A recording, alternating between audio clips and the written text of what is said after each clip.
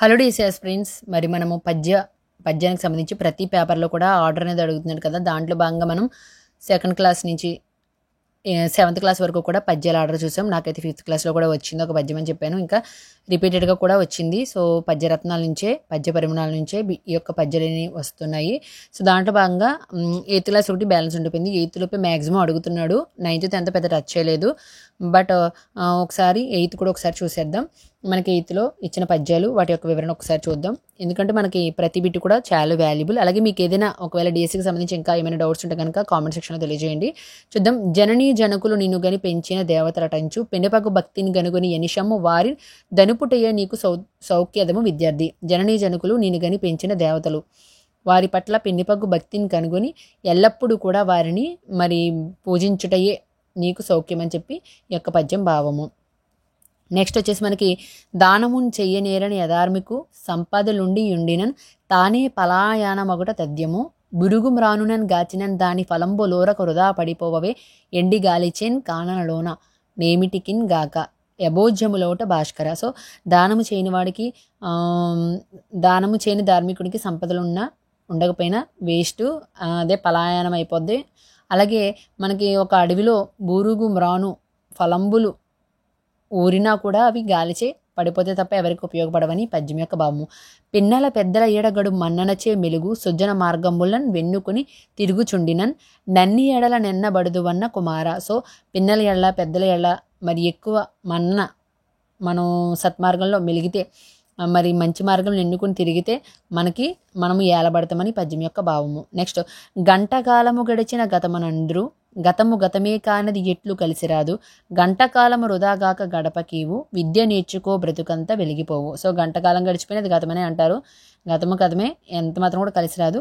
గంటకాలం వృధా కాక గడపోగని ఈ యొక్క పద్యం యొక్క భావము. కనక విశాల చేల భవకానన శతకుటార ధార సజ్జన పరిపాలశీల దివిజస్తుత సద్గుణ కాండ సంజనిత పరాక్రమ క్రమ విశారద శారద కంద కుంద చందన ఘనాసార సారాయస దాశరథి కరుణాపయోనిధి. ఇక్కడికి వచ్చేసి మనకి దాశరథి గారు, సో బంగారంతో నేసిన విశాలమైన వస్త్రాలను ధరించావు, మరి సంసారమైన అడవిని నాశనం చేసి సజ్జలను రక్షించావు, దేవతలను స్తుతించే గుణాలను కలిగి అగ్ని వంటి సౌర పరాక్రమాలతో నుండి శరత్తులోని మేఘమాలిక వలె అలరినావు. నీవు మంచి మల్లెల వలె, గంధం వలె పరిమళాన్ని కలిగి పచ్చ కర్పూరం వంటి కీర్తితో మెరుస్తున్నావు అని చెప్పి ఈ యొక్క పద్యం యొక్క భావం అన్నమాట. నెక్స్ట్, నిండు విస్తరాకు నిశ్చలముగ నుండు ఏమి లేని విస్తరి గిరిగిరి పడును వినయగు వివేకి వెర్రవీగు జడుండు మాచిరాజు మాట మనలో మూట.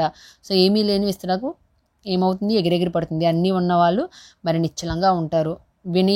వివేకేమో వినయంగా ఉంటాడు, మరి జడుండు మూడుడేమో వెర్రవీగుతాడని పద్యం యొక్క భావము. నెక్స్ట్, సతతాచారము సునృతంబు కృపయున్ సత్యమునున్ శీలమున్ నీతి శాంతత్వము చిత్తశుద్ధీకరము ధ్యాత్మయున్ జ్ఞానమున్ ధృతియున్ ధర్మము సర్వజీవహితమున్ దూరంబున్ గాకుండా సమ్మతికిన్ చేరువ మీ నివాస సుఖమున్ మానాథ నారాయణ. సో లక్ష్మీపతివైన నారాయణ మరి సదాచారాన్ని పాటించడము, సునృతం అంటే సత్యాన్ని పలకడము, సత్యమును పలకడము.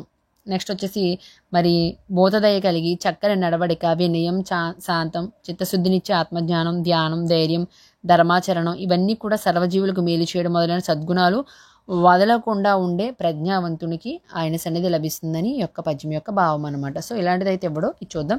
చాడీ మాటల నొకరిపై సాహసమునన్ బెట్టకుండినన్ జాలు గుడులు కట్టినట్లే పొడమి శ్రీవల్లివేడు సత్పుర నివాస.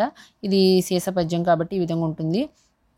వరులపై శత్రుతో ముంచుకోవడమే చాలు ఉపవాసములు చేసినట్లే, పరుల మనసు నవ్వకుంటే అదే చతుర వేదములు చదివినట్లే, ఇతరుల సొమ్ము ఆశ్రయించకుండా ఉండడమే నోపికతో ధర్మం చేసినట్లే, వారు వీరిని పరవకుండడమే దివ్య తీర్థములు తిరిగినట్లు, చాడీ మాటలు ఒకరిపై ఒకరు చెప్పకుండడమే మరి గుడులు కట్టినట్లు అని చెప్పి మరి పద్యం యొక్క భావం అనమాట. నెక్స్ట్, మధుర భాషితములు మాణిక్యముల ఓలే శృతిని అలంకరించి మతి వసించు మంజులములు కాని మాటలు నిల్వవు విశ్వహిత చరిత్ర వినరా మిత్ర.